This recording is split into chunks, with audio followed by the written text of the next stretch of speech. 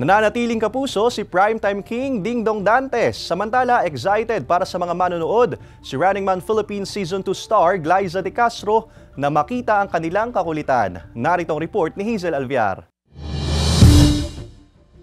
Pinatatag ng multi-awarded actor, host at kapuso Primetime King Dingdong Dantes ang kanyang loyal commitment sa GMA Network na naging tahanan niya sa loob ng maraming taon sa pamamagitan ng contract renewal signing ngayong araw, May 9. Dinaluhan ng mga pangunahing executive ng GMA Network ang contract signing. Nagpahayag naman ng kanyang lubos na pasasalamat si Dingdong para sa walang patid na suporta ng network sa kanya.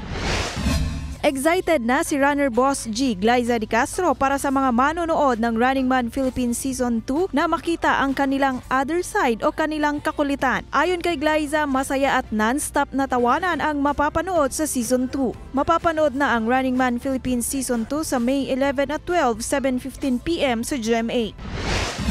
Nakatanggap ng one-of-a-kind message si Lilet Matias attorney at law star Annalyn Baro mula sa isang fan na nakabase sa Saudi. Saad nito sa kanyang mensahe, gigil daw siya sa kanyang karakter sa serye pero nagagalingan naman daw siya sa aktres. Na-appreciate naman daw ito ni Annalyn at nagpasalamat sa suporta. Hazel Alviar, Balitang Southern Tagalog.